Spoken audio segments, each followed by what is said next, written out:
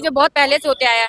अगर पुलिस नहीं सुनेगी तो हम लोग किसके पास जाएं? उसको 13 साल शादी को हुए उस समय से पहले पे गया था तो पहला थक देगा। और 9 बजे हमें जब लाश मिली और इसके पास है।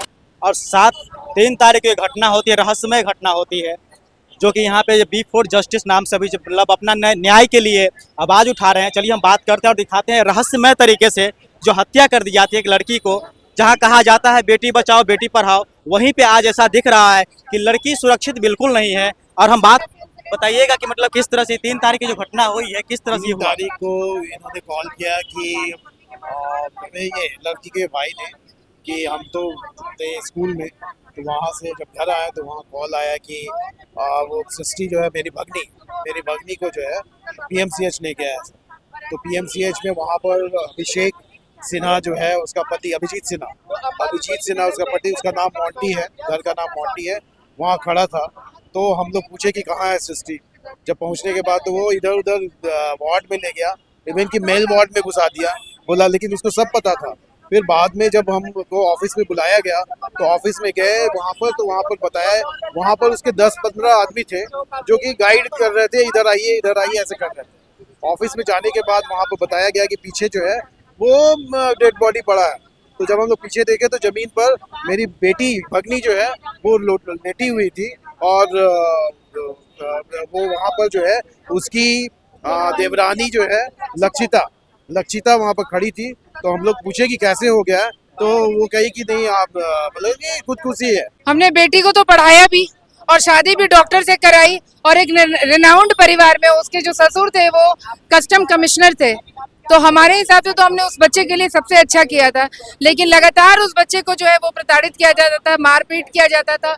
और कई बार हम उसको लेकर अपने घर भी आ गए थे, मतलब मायके में वो आए, लेकिन बच्चों के वास्ते उसको वापस चले जाना क्योंकि वो बच्चों को नहीं देते थे। तो ये सेफ है, हमने पढ़ाया भी, उसको बचाने की भी कोशिश की और आज आखिरी कोशिश है जब वो इस दुनिया से चली गई है। हम उसको बोल रहे हैं कि उसको न्याय मिलना चाहिए, उसके बच्चे सामने आने चाहिए। बच्चों को उन्होंने बेच दिया, फेंक दिया, मार दिया, क्या किया ये पुलिस को भी नहीं पता। एक सप्ताह के बाद भी 3 बच्चों का ट्रैक कोई नहीं ले पा रहा है कि बच्चे कहाँ हैं। जब इस बात से आज हमारा मन दहल गया है तो उस लड़की का सोचिए कि मार खाकर भी वो 3 बच्चों के लिए क्यों नहीं वहां पर रुकेगी। तो जिस तरह से जो आप बता रहे हैं कि उनके साथ ये पहले से प्लानिंग था, ये साजिश की तरह किया गया है या फिर पहले से उनको टॉर्चर किया जा रहा था, जो फैमिली को वो बता नहीं रही थी? टॉर्चर तो उसको 13 साल शादी को हुए उस समय से पहली बार जब हनीमून पे गया था तो पहला थप्पड़ वहीं पे लगा था। और कई बार ऐसे वाकया हुए जहाँ पर उसको सीढ़ी से धक्का दे दिया, मारा पीटा। हम लोग उसके घर जाते थे, उसको लेकर आते थे, पर कुछ दिन रहने के बाद उसका पति आकर पैर पकड़ लेता था, माफी मांगता था, वो लड़की पिघल जाती थी और उसको बार बार ऐसा लगता था कि मेरे 3 बच्चे अनाथ हो जाएंगे अगर पापा नहीं रहेंगे तो, और वो पिघल कर चली जाती थी। यही उसका मातृत्व, उसको लेकर फोन ऑफ है, कोई कनेक्शन नहीं है। शाम में 6 बजे 3 तारीख को पीएमसीएच में उसका देवर है रवि, वो आकर मेरे से बोला है मैडम आगे का क्या प्लान है, यही शब्द थे उसके। उसको मैंने बोला कि प्लान क्या रहेगा, पोस्टमार्टम हो रहा है, पोस्टमार्टम रिपोर्ट आएगा, इसको लेकर हम आपके घर जाएंगे क्योंकि जहाँ इसके बच्चे हैं, जो इसका ससुराल है, वहीं से इसकी अंतिम यात्रा निकलेगी। इसका हस्बैंड इसको आग देगा। और 9 बजे हमें जब लाश मिली और हम बुद्धा कॉलोनी गए हैं तो घर में कोई नहीं था, घर खाली था। लाश को 2 फुट जगह नहीं मिली रखने के लिए। उस लड़की का लाश रात भर जो है रोड पे, बीच रोड पे पड़ा रहा और 2 बजे हम लोग हार मान के 3 बजे उसको बांसघाट ले जाकर जला दिए। उसके ससुराल में उसके लिए कोई जगह नहीं थी। और ब्रूटल, मतलब इसका हर हद पार कर दिया गया। मार के, पीट कर, सिगरेट से दाद के उसके गला को घोंट दिया गया। उसके लाश को कोई जगह नहीं मिली, उसके बच्चों को उसका मुंह नहीं दिखाया हुआ मरा हुआ। इससे ज्यादा निर्दयता और क्या हो गया बताइए। इतना घटना होने के बाद फैमिली वाले बोल रहे हैं कि आगे का क्या प्लान है, इससे तो मतलब जाहिर सी बात लग आगे रही का है। क्या प्लान, और आप बताइए अगर हम 1 सेकंड के लिए सोच भी लेते हैं कि वो फांसी लगाइए तो अपने आप को सिगरेट से जलाकर फांसी कौन लगाता है। एक भी ऐसा इंसिडेंट बता दीजिए कि पेट के नीचे पूरा चोट है, नीला पड़ा हुआ है, अपने आप को कौन। और अगर फांसी लगाई है 1 सेकंड के लिए, उनकी जो कि हमको बोलने में भी जबान थरथराता है, फांसी लगाई है तो वो रस्सी लटका हुआ क्यों नहीं, वो क्यों उतार दिया? ना हम देखे, ना पुलिस देखी, ना उसका कोई फोटो है, क्यों सारे सबूत को मिटा दिया गया? और दोपहर के 1 बजे मर्डर होने के बाद पुलिस वहां पे 6-7 बजे पहुंचती है। इतना लेट पुलिस को क्यों गई? मैं पुलिस पे आज भी शक नहीं करती हूँ, लेकिन कुछ सवाल है जिसका जवाब चाहिए कि पूरे एविडेंस को मिटाने के लिए, सबूत को मिटाने के लिए इतना समय उनके पास कैसे मिल गया? पुलिस बुद्धा कॉलोनी में 6 बजे तक 5-6 घंटे लेट क्यों पहुंची? कहीं ना कहीं ये सवाल, प्रश्न तो उठते हैं कि मतलब प्रशासन की तरफ से भी अभी तक जो होना चाहिए वो रिस्पॉन्सिबिलिटी नहीं है। कहना तो ये है कि अभी तक कोई रिस्पांस नहीं है इसका। कोई रिस्पांस नहीं है। 2 बजे रात को बच्चे का लाश जो सड़क पे बीच सड़क पे पड़ा हुआ था, 3 बजे हम लोग उसको बांस घाट में जला दिए। कोई नहीं, हम लोग बहुत रिक्वेस्ट करते कि फोन ट्रैक करके उसका 2 स्टाफ को हमने पकड़ा। वो जा रहा था, उसका फोन छीने हैं, फोन में रिकॉर्डिंग आ रहा है, उसका देवर सन्नी बोल रहा है। सेट कर लिया वो लोग मेल से, और इसके पीछे पुलिस का कोई जवाब नहीं है। उसका देवर जो उसमें सन्नी बोल रहा है प्रिंस को कि आशीष से हमारी बात हो गई, एसएचओ से सेटिंग हो गई बुद्धा कॉल में। ये नहीं बोल रही हूँ कि सेटिंग था क्या था, मुझे कुछ नहीं पता है, लेकिन उस रिकॉर्डिंग में यही तो, और हमने पुलिस को ये रिकॉर्डिंग सुनाई। रात में पुलिस हमें बोल रही है कि फोन हमें दे दीजिए, पुलिस फोन हमारे पास रहेगा, और अगले दिन फोन फॉर्मेट हो जाता है।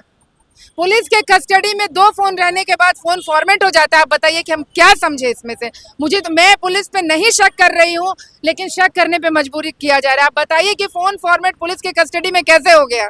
कहीं न कहीं ये प्रश्न छोड़ देती है कि पुलिस कस्टडी में फ़ोन है, फिर भी वहाँ डिलीट हो जाती है जितने भी उनके डाटा हैं। तो ये शक नहीं कर रहे हैं, लेकिन प्रश्न छोड़ देती है आखिर क्यों? है, इसका जवाब तो चाहिए ना। और अगर आप प्रशासन जवाब नहीं देगी तो फिर हम ही खुद जवाब ढूंढेंगे, और जब जवाब ढूंढेंगे तो बोलेंगे आप कानून को हाथ में ले रहे हैं। तो हम क्या करें? अब हमारे पास ऑप्शन क्या है, आप ये बताइए। इतना होने के बाद भी पुलिस प्रशासन पे अभी भी उम्मीद लगाए बैठी है कि हमें न्याय मिले। एक बेटी चाहती कि मेरा न्याय मिले, लेकिन अभी तक ऐसा कोई कदम नहीं उठाया गया है। मैं सवाल उन पे नहीं कर रहा हूं, लेकिन जो 3 तारीख से 10 तारीख बीत चुका है, इसमें जो रिस्पांस नहीं आया है, आज सड़क पे उतरने पे मजबूर कर दिया गया है। सवाल उस पे उठता है, आज सवाल उस पे उठता है कि अभी तक न्याय क्यों नहीं मिला है। हम प्रशासन के आगे विनती कर रहे हैं, हम नेताओं के आगे विनती कर रहे हैं, कोई तो सामने आइए और हमारी मदद करे। हम एक बहुत बहुत आम आदमी है, हमारा कोई पहचान नहीं है, कोई सोर्स नहीं है, बस हम सड़क पे खड़े होकर न्याय मांग रहे हैं। 2 तारीख को हमारी बेटी को रोड पर धक्का मार के उतार दिया रहता है गाड़ी से, और बोला था कि सड़क पर भीख मांगो। वही सड़क पर भीख, आज उसी के शब्द में हम सड़क पर भीख मांग रहे हैं। कोई नेता हो, कोई प्रशासन हो, कोई इंसान हो, कोई तो सामने आकर हमारी मदद करे। जिस तरह से अभी जो घटनाएं हो रही है, क्या लगता है कि बेटी आज सुरक्षित है? नहीं, बिल्कुल भी नहीं। किस नजरिया से आप इसको देखते हैं? मुझे लगता है कि कहीं ना कहीं लड़कियों को भी आवाज उठाना चाहिए। वो ना सब परिवार संभालने में, अपने ऊपर जो भी होता है, डोमेस्टिक वायलेंस हो या कोई भी, कल के किसी के भी साथ हो सकता है, तो हमको लगता है कि उनको आवाज उठाना चाहिए।